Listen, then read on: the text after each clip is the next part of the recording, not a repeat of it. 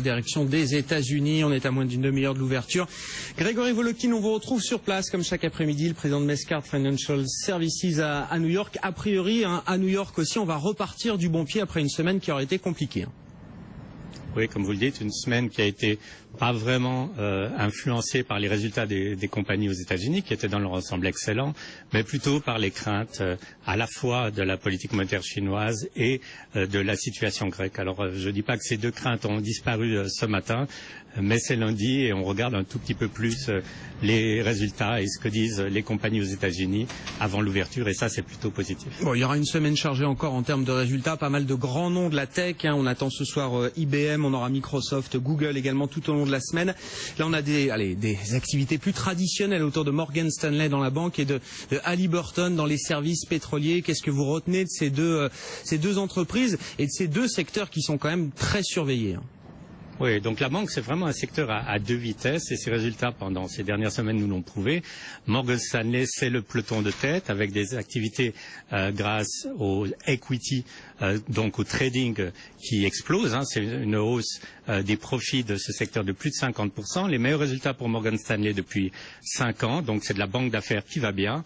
Et on a vu les banques d'affaires qui allaient moins bien pendant la semaine. C'était par exemple Bank of America.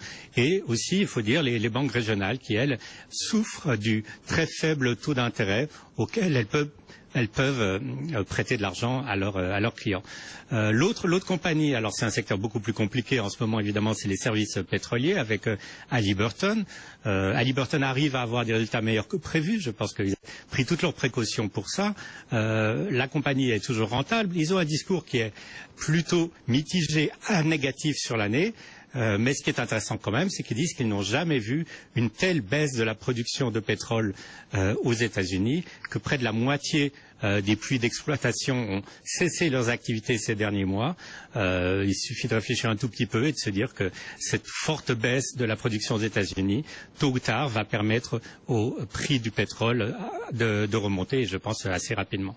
On a peut-être vu le point bas pour l'instant sur le pétrole. C'est vrai que le pétrole WTI et Brent ont connu une semaine particulièrement animée avec un rebond des cours de l'ordre de 8 à 10%. Merci Grégory, on vous retrouvera juste après l'ouverture tout à l'heure, ouverture qui est attendue en hausse du côté de New York pour les actions.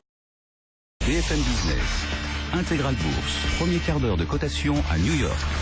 Direction à nouveau Wall Street, New York. Grégory Volokin, on vous retrouve sur place, le président de Mescard Financial Services. Grégory, je le disais, comme pour les marchés européens, Wall Street a envie de redémarrer du bon pied. Bon, le feuilleton grec va se poursuivre évidemment, mais on a plutôt envie de se focaliser là sur peut-être les résultats d'entreprises d'ailleurs qui font l'actualité chez vous encore ce matin, Grégory.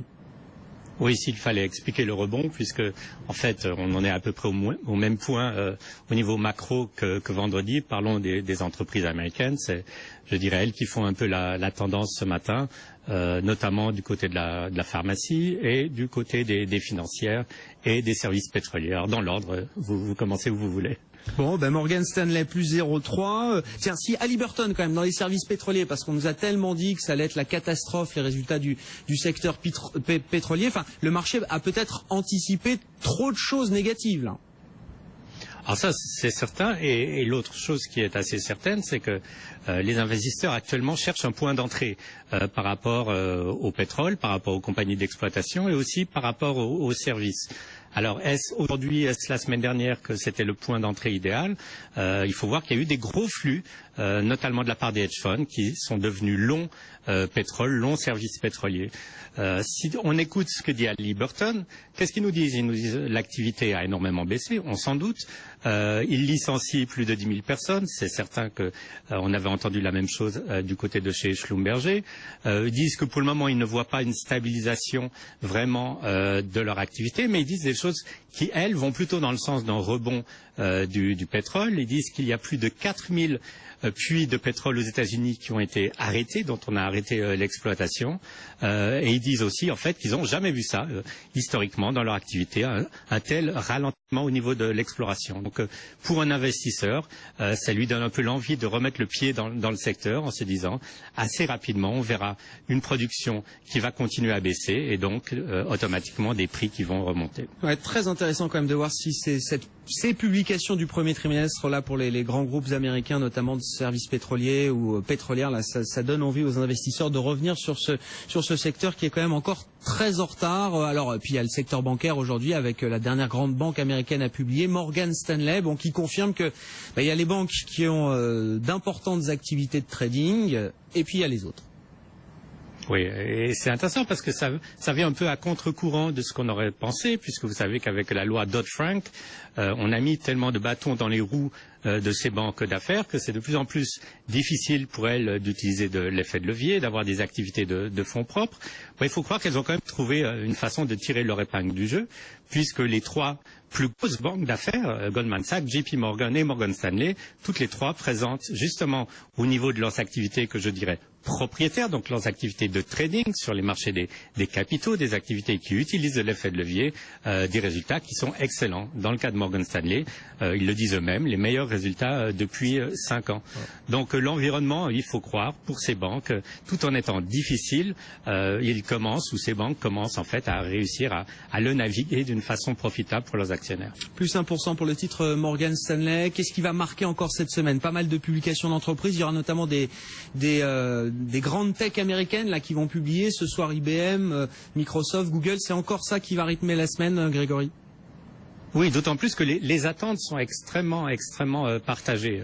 Tout le monde craint que IBM soit un peu une sorte de dinosaure. Donc on attend évidemment IBM au tournant, de voir si leur initiative dans le cloud computing commence non seulement à montrer de la croissance, parce qu'il y a de la croissance, mais surtout à avoir un chiffre significatif par rapport au total de leurs revenus. Donc IBM, de ce côté-là, il y a un point d'interrogation.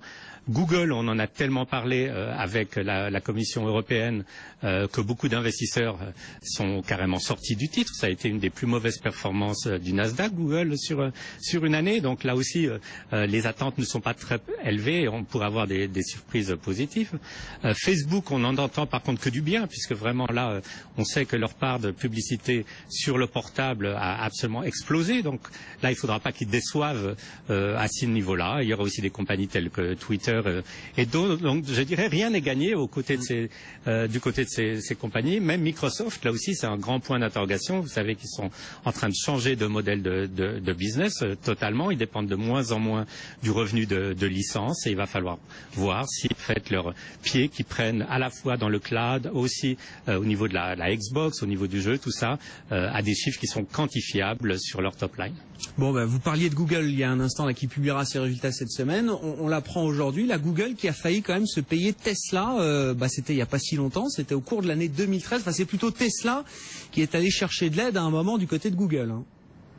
Oui, il y a eu un moment, comme vous dites, en 2013, où Tesla, qui avait déjà quand même des voitures qui étaient bien développées, s'est trouvé à court d'argent pour une raison, pour essayer justement de développer beaucoup plus sous le côté informatique de ces voitures. Et quand on est à court d'argent et qu'on s'appelle Tesla, qu'est-ce qu'on fait? Monsieur Musk prend son téléphone et il appelle le CEO de Google. À ce moment-là, les discussions valorisaient Tesla aux alentours de 12 milliards de dollars. Il faut croire que Tesla n'a pas eu besoin de l'argent de Google et que, en fait, ils ont eu raison de ne pas aller plus loin dans cette aventure, puisque aujourd'hui, vous regardez la capitalisation en bourse de Tesla, elle est de 26 milliards de dollars. Mais c'est clair que pour un Google, l'intérêt était tout à fait là, puisque on sait qu'ils développent eux-mêmes leur voiture. Ils auraient peut-être sauté un pas de ce côté-là. Ah oui, ça aurait été un sacré deal, une sacrée acquisition effectivement pour Google. Bon, ça ne s'est pas fait. Merci beaucoup Grégory Volokhin, le président de Mescard Financial Services à New York, chaque après-midi avec nous pour commenter bien les sujets clés qui font